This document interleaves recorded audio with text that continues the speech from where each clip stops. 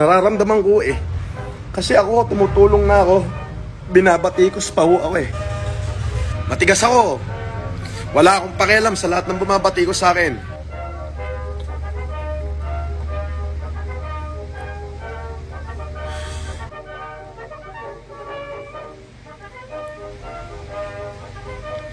Galingan mo pa!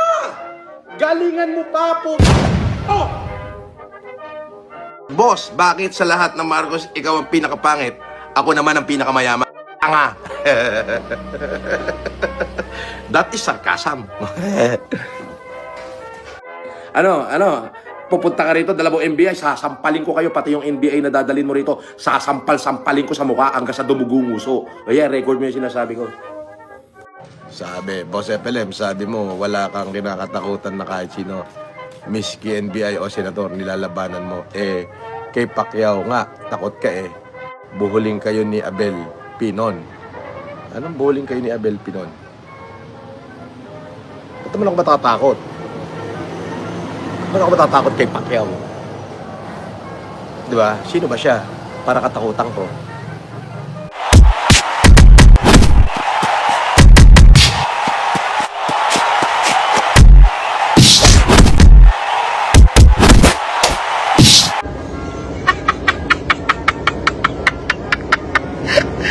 Sasama ko sa wanted. Ay, lipat bahay na naman daw. Tanga!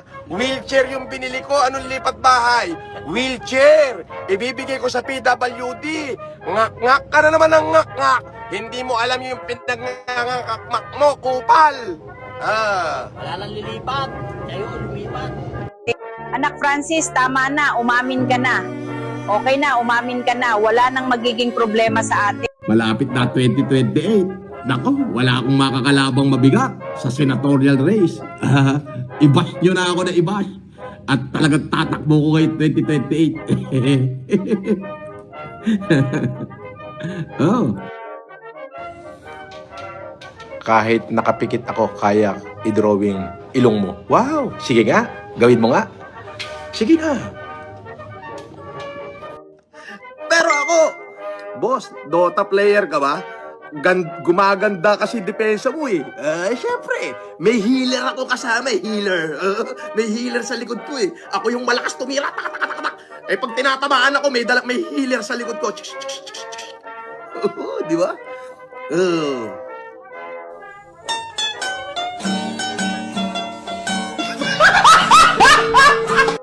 Si FLM, puta, pag nadikitan mo yan, mabango.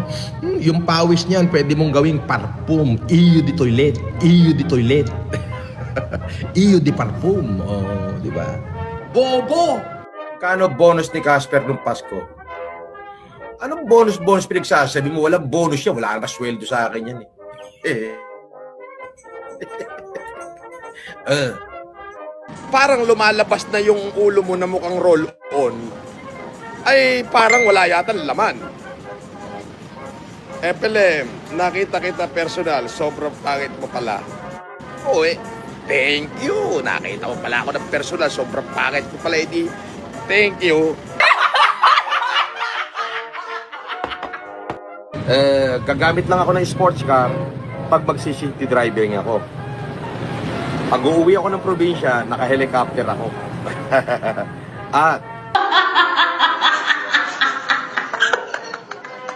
diba? Tatadong ka rin to. Sa ibang balita naman, iniimbestigahan ng NBI ang itinayong foundation ng mga supporter ng umano'y scammer na si Francis Leo Marcos. Sinasabing ginagamit ito para makapanloko. Hindi ako i-interviewin yan. Takot sa akin niya kasi in-interview niya ako, mamaliitin niya ako. Ito yung tatanungin ko sa kanya eh. Bakit? Matalino ka ba, Karen? Saan ka nag-doctorate? May doctorate ka ba? O isasampal ko sa kanya yung 2 doctorate degree ko. Ayusin mo pagsasalita mo. Hindi porket reporter ka na kung gusto mong isway na mapahiya yung tao, ipapahiya mo. Siya ipapahiya ko. Sasabihin ko sa kanya, siya reporter, medyo alam ko yung tanong, papahiyain niya ako. Sasabihin ko sa kanya, alam mo, boba ka. Huwag mo na ako interviewin kasi bobo ka. Hindi ako nagpapaniwala naman kayo dyan sa attorney sabi-sabi na yan. Hindi naman attorney yan eh, kakarnin. Walang capacity yan. Duwag yan. Diyos ko naman. Mamaya na. Football blocks! Idol FLM, pa-shoutout naman kami dito sa Adonis Gay Bar and Snack. Paborito ka namin panoorin while working. Salamat po. Shoutout sa Adonis Gay Bar. Uy, gay bar ha. Pwede po kami ni Casper. Si Manang Ian. Hindi ako nanghingi ng kahit anong pabor sa pamilya Marcos. Bagkus.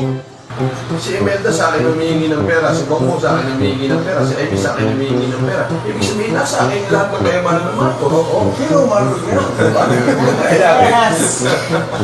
Nag-invite ng lintik na bata na rin pag nakita ka din, sasampalin kita ng totoo. Gusto mo pahanap kita ngayon? Ikita mo to? Oo. Ano Itong buwisit na ito, umayos ka, baka mamaya pakuha kita dyan sa bahay mo, puti. Pagain kita ng tuluyan eh. Hindi ka bata-bata, may bastos kang hindot ka.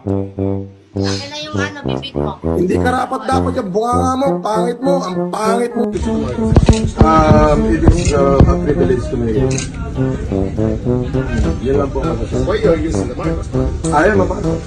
My name is Marcos. I am a Marcos.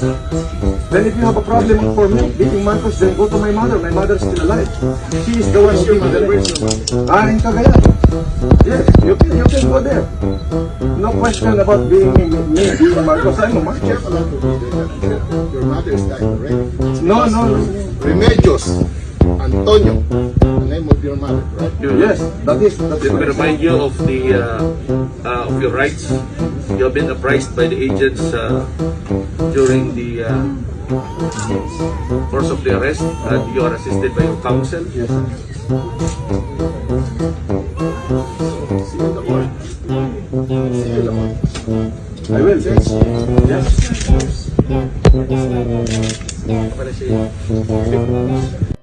Di kalibre utak nito, pare. Hindi mo kaya. Oh. Paano mo ako ba didimanda? Wala akong binabanggit na pangalan. Tarantado. Ganon ako katalino. Bakit nag-withdraw kayo ngayon? Ang very reason, ang pinaka-main reason ng withdrawal ko is to avoid the government is spending another 132 million para lang sa balota ko.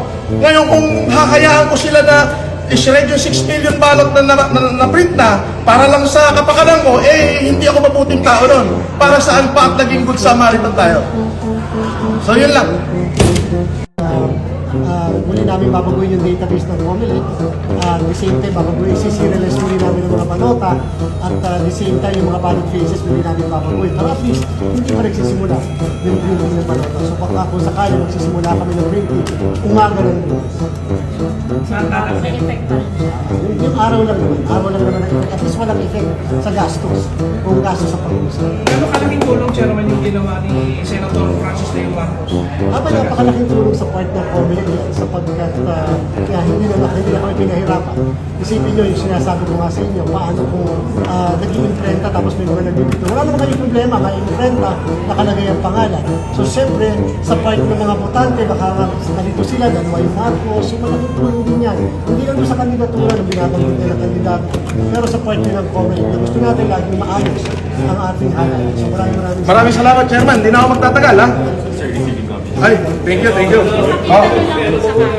Formal kong i-withdraw ang aking kandidatura sapagkat gusto kong tulungan ang Comelec na huwag nang gumastos ng daan-daang milyon para sa pagsishred ng 6 na milyong balota. Yun po ang pinaka-main reason ko.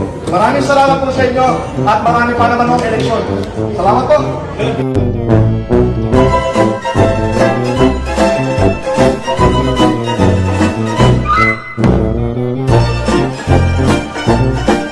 Bukas, kakalampagin ko na ang National Bureau of Investigation, pati na ang CIDG.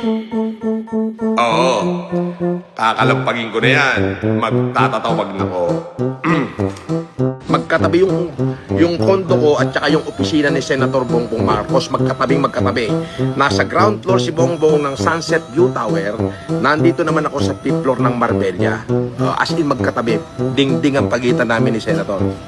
Yes. Nag-humanitarian ako noon for Senator Bongbong. Yes. Diba? Oo. Katulad yan. Cola-cola. Op. Op. Di ba? May kasama pantilamsi.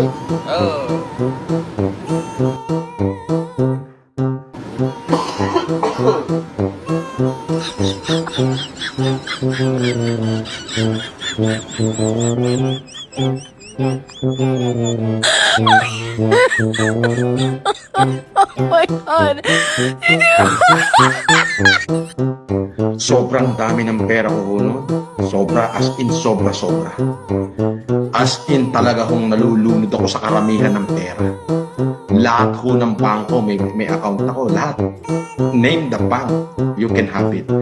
Peso, yen, dollar, euro account, kompleto ho ako noon. Ako ho lang ho ang merong kakaibang card. Meron akong 2 black card. Grabe. Sobrang dami ng pera ko noon. Pangilan ko sa inyo.